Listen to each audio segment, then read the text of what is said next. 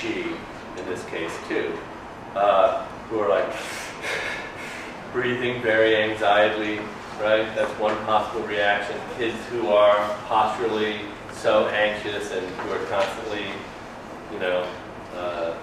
smelling themselves or touching themselves just so they can have even an image of what it is they could be doing.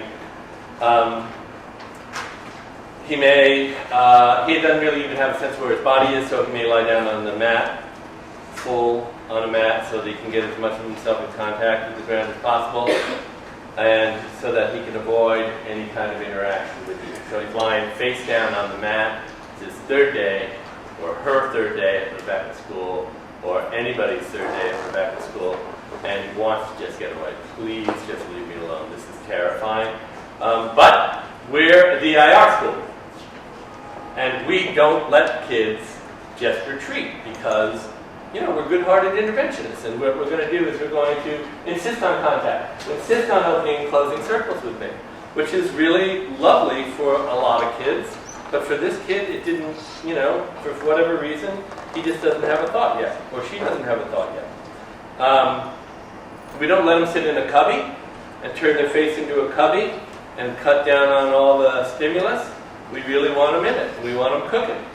So, even though this delightful child has been trying to avoid us like the plague, we do everything we can to make him connect.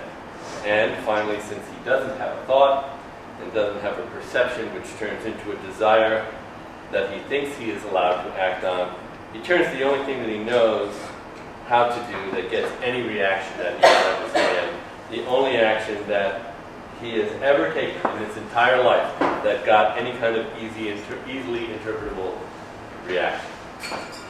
He pokes it. Right? The only thing that he's ever done that he's ever gotten an easily interpretable reaction from is to poke them, or to punch them, or to bite them, or to do whatever it is our kids do when they're really overwhelmed, upset, confused, disoriented.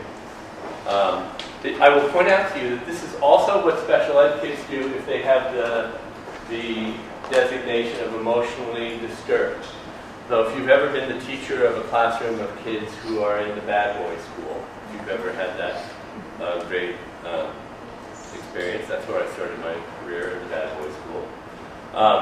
The kids would really infinitely prefer to interact with you around some hostility and some anger, and will say the most provoking things. And even though they love you dearly, that is how they choose to interact. It is how they interpret the world. Well, that's what happens here, too.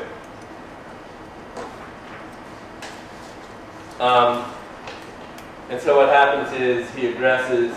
It's the only thing that he's ever initiated that clearly made something happen to him, and then he gets restrained or removed, or has always previously been restrained or removed when he attacks somebody. So at least he knows what's going on. It's predictable. So when a child moves from applied behavior analysis, he's not going to be able to have the ability to form a thought. That's my hypothesis.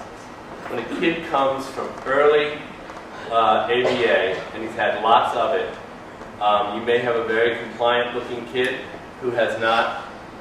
It isn't that he doesn't have the capacity to make thought. It's that he has never been asked to recognize a thought or to have a thought. And so it is very difficult for him to act on anything like a thought. So he was told by his intervention that thought was actually of no use, and that his brain never invested linkages and the snapping synapses to creating and recognizing thoughts, and then putting him into some kind of motor plan to get the desired object. Like all the things that you learned lying in the crib, he never actually did all those steps. So he can't think something, decide to do something, put together the plan. And if you throw in the social emotional piece, right, maybe he can put together a plan. The kids who are really functioning pretty well when they come in, they might be able to do a motor plan to go get something, but they never got the social emotional piece, right? They never got the, oh, you and I could have a little bit of a talk, and maybe you would actually let me go out and get a drink for work, right? They don't have that piece. What a world that must be. What a deeply terrifying, random,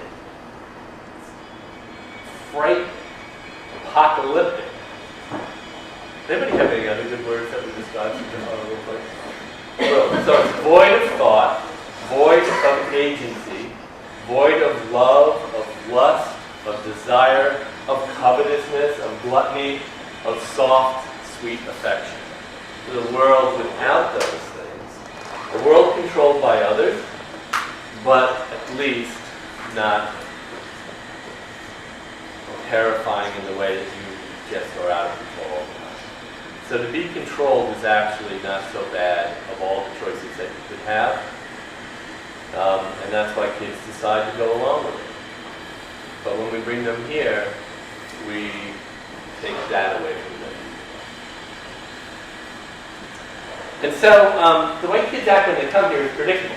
I think it's entirely predictable. What they're going to do is they're going to freak out. At the very best, they'll love their new freedom and sort of giggle and laugh and try out all kinds of crazy things. At the very worst, they're going to freak out and be terrified and feel like you're murdering them every second. And I think the logical thing to do then would be to murder them.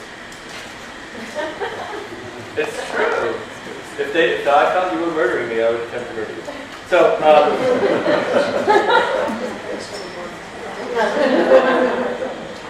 and you all know who you are.